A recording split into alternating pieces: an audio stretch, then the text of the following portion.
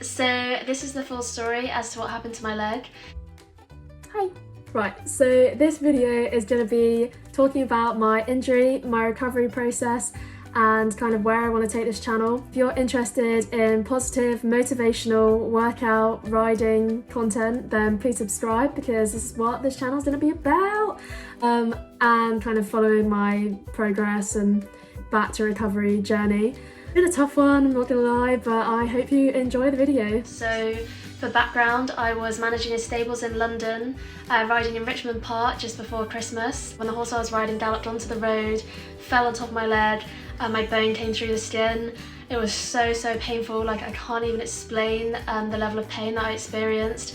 I was rushed to hospital where they put an initial metal frame on to stabilise the wound, and I spent 2 weeks waiting for a bed at St George's for the limb reconstruction team to then put on this metal frame.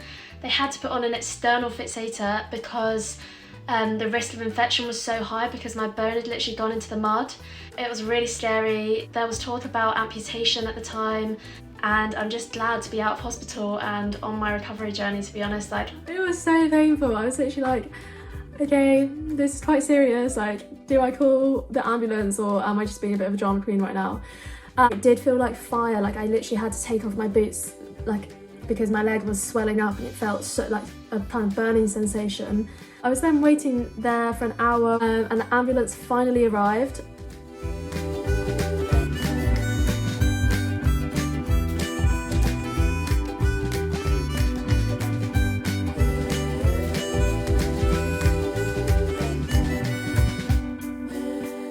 I will get you to hospital, everything's gonna be fine kind of thing. Got to the hospital, the doctor in the A&E said to me, this is the worst leg break they had seen in that hospital.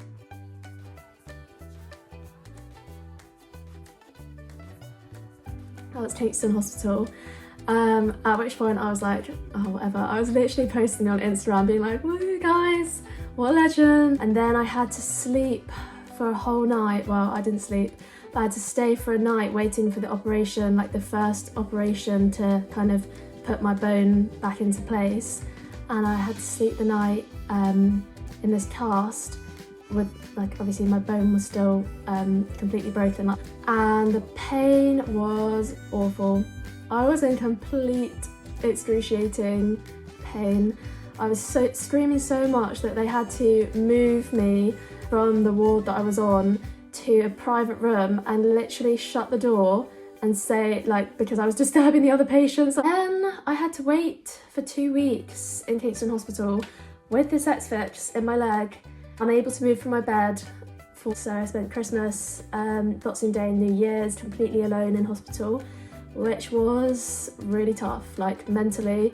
Obviously the pain each day, like I had days where I couldn't feel my leg or I couldn't move it, or like I would get electric shocks probably from like nerve damage coming up my leg, which was so painful. But I think the hardest thing for me was mentally not being able to move. Like, it was like being completely trapped. I found that really tough. Like, even thinking about it now kind of gives me PTSD of not even being able to get up to go to the bathroom. And also at the time my leg was kind of bleeding a lot, so I was kind of just in a pool of my own blood, lying there for 2 weeks, which was really horrible. Like, obviously the nurses came in and changed my bed each morning and were really kind, but there's nothing they can really do because I was just waiting for a surgery at a different hospital. Because of COVID, the hospital was so full and getting a bed there was really difficult. So I was kind of calling every single day being like, do you have a bed free? Like, please, can I come to the hospital and get the second operation so I can leave the hospital, because I was completely fine other than my leg.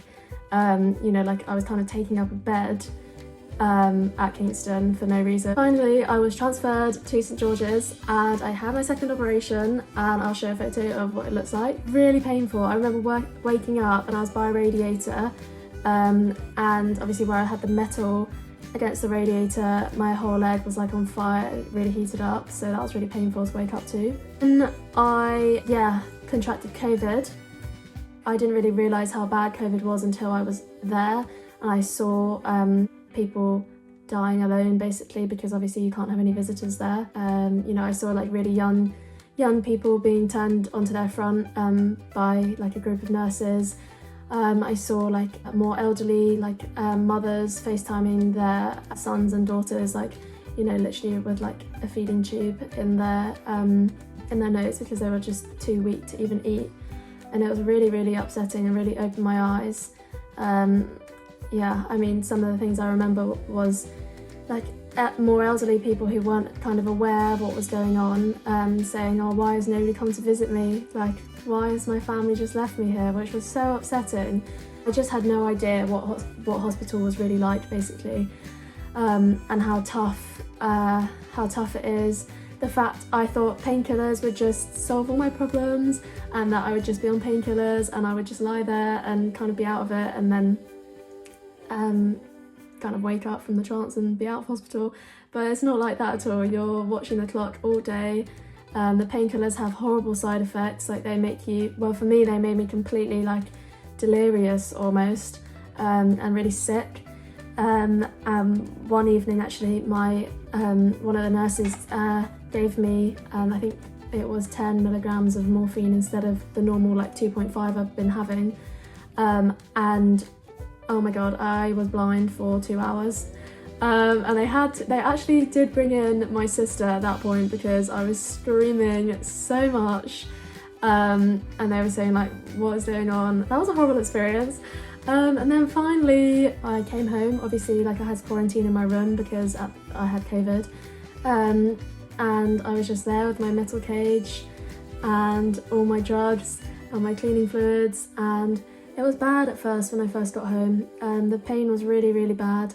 I was kind of like, when I needed the toilet or anything, I was crawling on my hands and knees to the bathroom.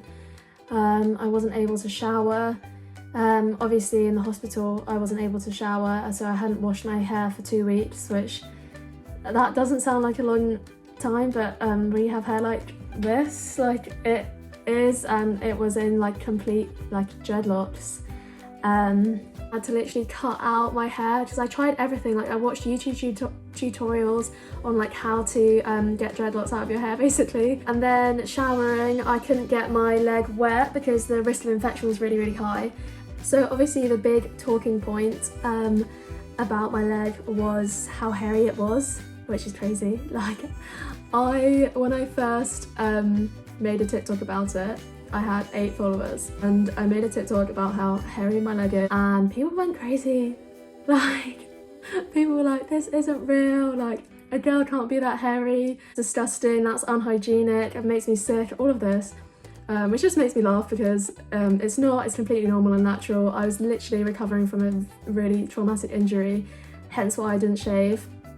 And yeah, I mean, the reason I couldn't shave is because the risk of infection is really, really high, like when you have an open break. And obviously I had all those holes that were going into my bone. So if I was shaving, creating like micro cuts, and like all those hairs were going into the holes in my leg that then went into my bone, I'd be at serious risk of losing my leg for the sake of what? Like, having a smooth leg for other people's satisfaction, because I don't care. Like, my preference is actually to shave, maybe because that's just the normal thing to do. Yeah, it was crazy. Like, as I think Lab Bible did a kind of feature of all my TikTok videos recently, and it's crazy. Like, why do people care so much about a bit of hair on my leg? Yeah. So that was definitely mad. So I then went on to start going to the gym whilst I was still in my metal cage, which I definitely got a lot of stares, a lot of funny looks when I first went. So if you want to be inspired and motivated to stay positive, love your body, work out even when you're not feeling like it, then please follow my Instagram at Millie McClay, which is gonna be here. And like and subscribe. I'm hoping to do some more videos kind of my life, follow my recovery journey, and getting back to being the bad bitch that I was before this injury. Bye!